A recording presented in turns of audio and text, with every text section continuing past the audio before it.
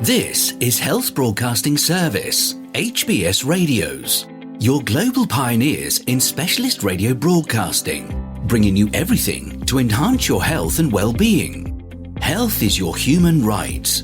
HBS, your partners in everything about your health and well-being.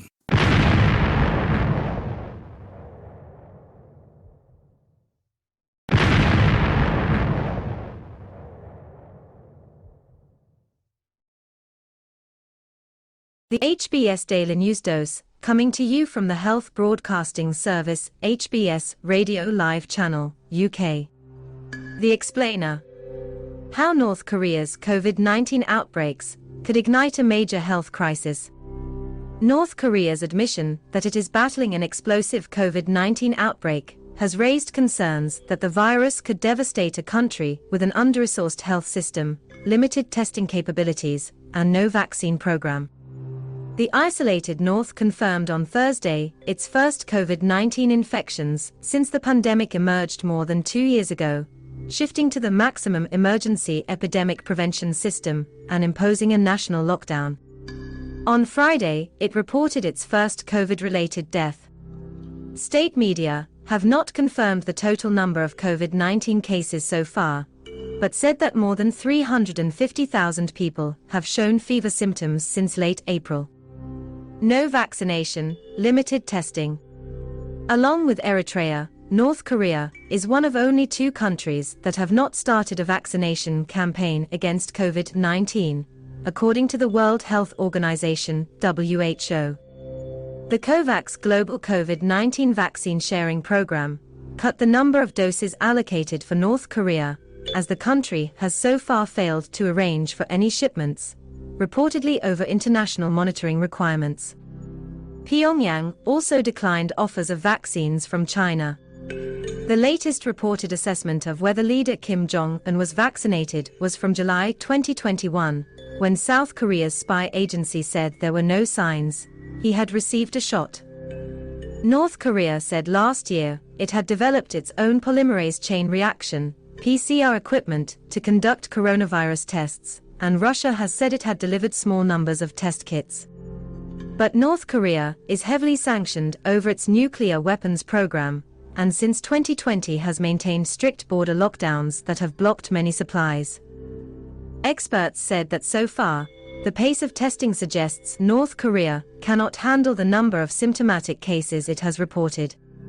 As of the end of March, only 64,207 of North Korea's 25 million people had been tested for COVID, and all the results were negative, the latest World Health Organization data shows. North Korea has been testing around 1,400 people each week. Assuming they were at their peak capacity, then they can perform 400 tests per day max, not nearly enough to test 350,000 people with symptoms, said Harvard Medical School's Ki Park, who has worked on healthcare projects in North Korea. It's unclear whether North Korea has imposed any mask mandates since the pandemic began. Citizens were at times seen wearing masks, but also going mask-free at some major political events that mobilized tens of thousands of people. Kim was shown for the first time wearing a mask at the COVID response meeting on Thursday. Medical system lacks supplies. North Korea ranks last in the world for its ability to rapidly respond to and mitigate the spread of an epidemic, according to the latest Global Health Security Index in December. Although it has a high number of trained doctors and the ability to rapidly deploy and organize staff in the face of emergencies, North Korea's health care system is chronically under-resourced. Every North Korean village has 1 or 2 clinics or hospitals, and most county hospitals are equipped with X-ray facilities, though not necessarily functional ones, the WHO said in its 2014 to 2019 Country Cooperation Strategy report. Kwon Young-se, South Korea's new nominee to be the unification minister, responsible for inter-Korean ties, said at his confirmation hearing on Thursday the North is believed to lack even the most basic medical supplies such as painkillers and disinfectants. An independent United Nations human rights investigator reported in March that the North's COVID-19 restrictions, including the border closings, could have prevented massive outbreaks, though likely at considerable cost to the wider health situation. Chronic issues plague the country's healthcare system, including underinvestment in infrastructure, medical personnel, equipment and medicine, irregular power supplies and inadequate water and sanitation facilities, the report said. Potential nightmare.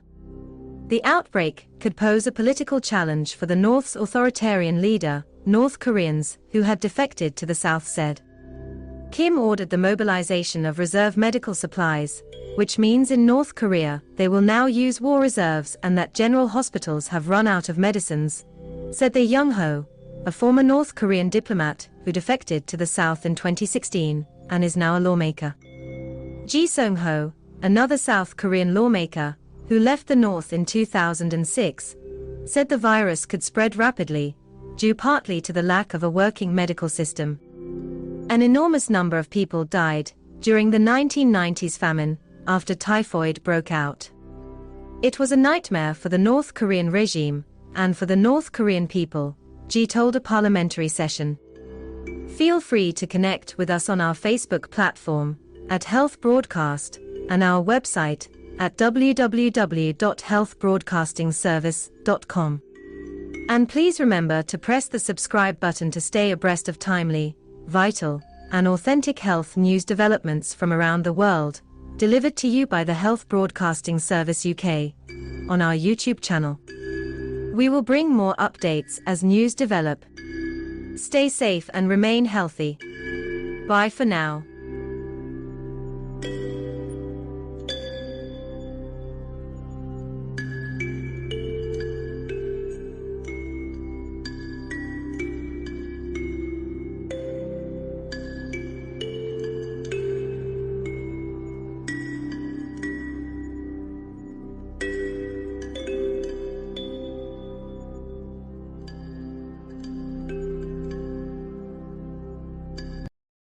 You've been watching the Health Broadcasting Service YouTube channel.